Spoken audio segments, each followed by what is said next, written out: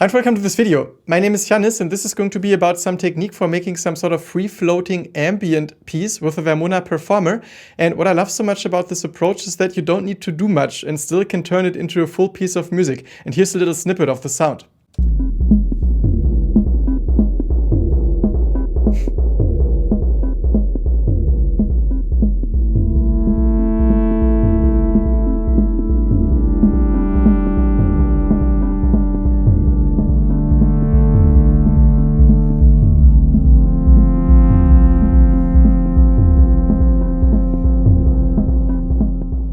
This is actually a song from my new album called Morning Cycles, which has been produced entirely with the Vermona Perfourmer and which also inspired me to make this kind of video series, because this is part 4 of a 5-part video series about making music with a Perfourmer, covering sound design and making full tracks.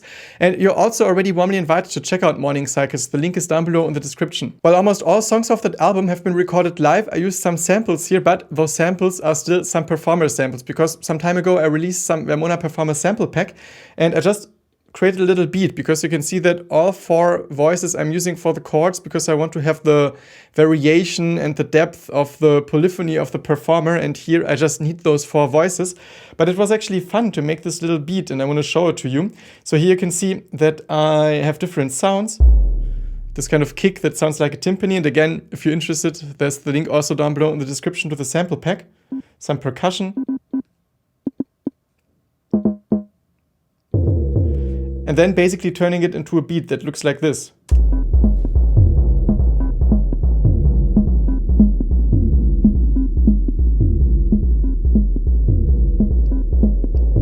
And you can hear there's some sort of modulation going on, because I added some filter freaks from Sound Toys.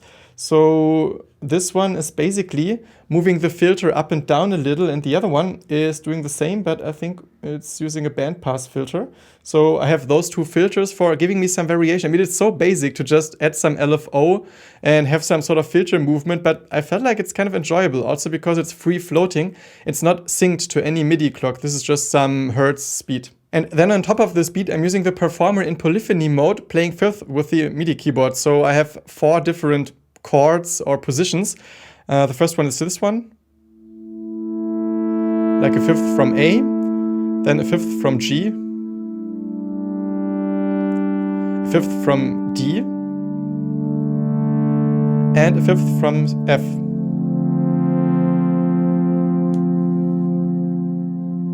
And playing the 5th here is still quite simple, because I'm only using white keys, but as soon as black keys are involved, it might be a little more tricky. So I understand if it's a little complicated for some to play 5th on the keyboard yourself.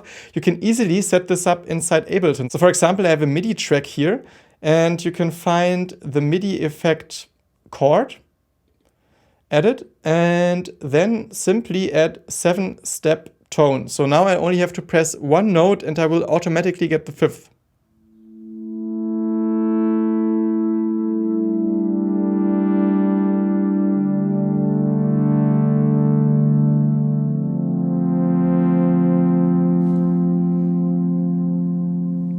And you can also increase the effect by adding another 5th, although sometimes it's a little too much. So here you have to type in 14 and it sounds like this.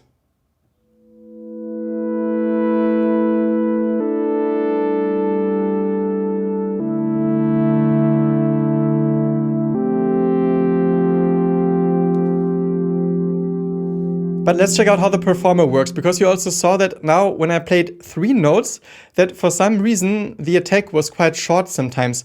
And it's because the Perfourmer is working in a way that you don't get like full re-triggers. So for example, if we only use 1 oscillator in the single mode, you see when I played for the first time, we get the nice long attack. But if I trigger it now, it picks up the value, so we don't get the same attack sound again. And you get way smoother sounds if you give the individual oscillators some recovery time. So let's change back to P1. And even if we trigger just 1 note, because we're not always triggering the same oscillator, we create some very warm polyphonic sound with multiple triggers after each other.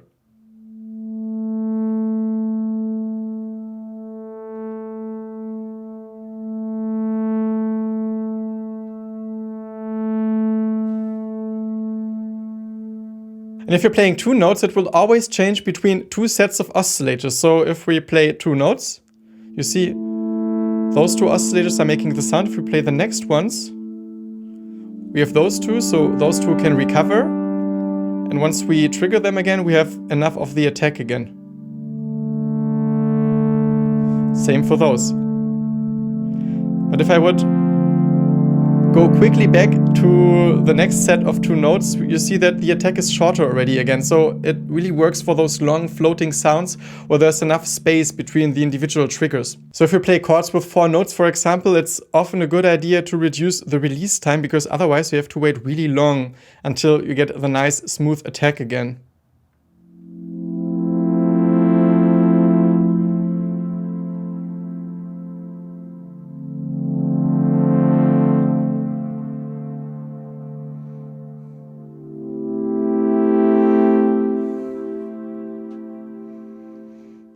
And those long ambient chord sounds totally benefit from some reverb as well. So here I'm using the Lexicon emulation from Arturia. I'm a huge fan and I got it from Arturia. Thanks at this point. I'm really enjoying it because especially long reverbs can sound incredibly smooth. And I was using this one in actually this type of setting for the whole album. And in terms of sound, you can see that it's 4 times the same setting for all those 4 oscillators, but I panned them a little because that's some cool thing you can also do, panning those voices for making the chord sound a little wider.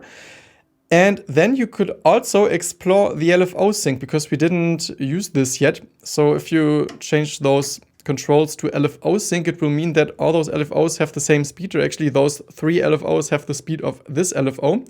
And you can actually see it with those green lights. Although if they are on the left side, they are perfectly in sync. Otherwise they will flip the phase. And we can try to apply some tiny bit of vibrato.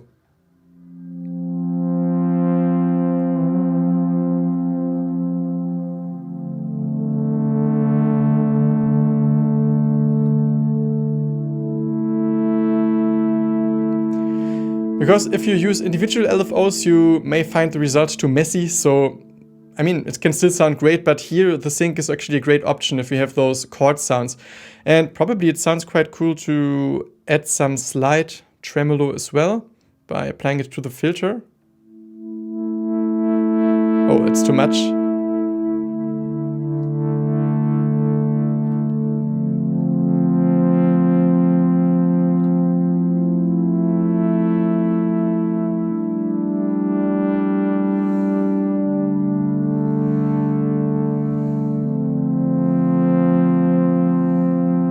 Something like this. And for making a song out of this, you can simply play the beat because you get the kind of variation through the filter modulation, and then you go with the flow and simply play parts of those 4 chords or the whole phrase. I approached it in a way that I started with just the first 2 triggers and actually can play it and speak a little while doing it. So the song starts like this. You can enjoy this feel a little. And at some point you bring in the first 2 chords, but really take your time.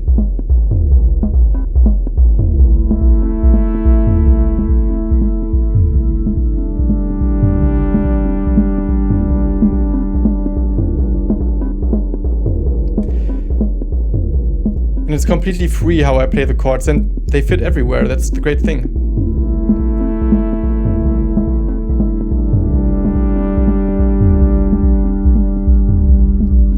You can repeat this a couple of times, always leave some space, also because of the reverb, you get those nice sounds. And then at some point, you go to the 3rd and 4th chord.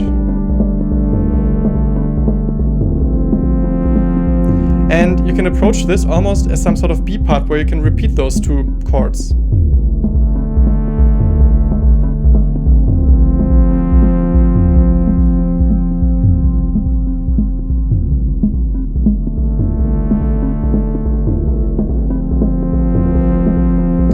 And then you play the whole figure a couple of times.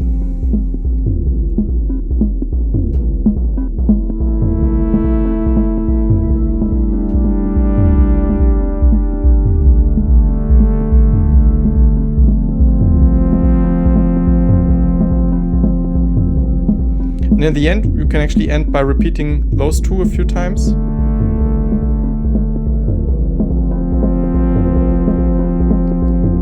And just letting the drums play for a little more. And then I can kind of like to have this radical mute. And to me, using fifths is like some cheat code in electronic music because they always sound amazing. And if you combine fifths on different intervals with a sound you really enjoy, you don't have to do so much. You just add a layer of maybe this type of beat, or it could also be some ambient noise layer. It doesn't have to be with the groove.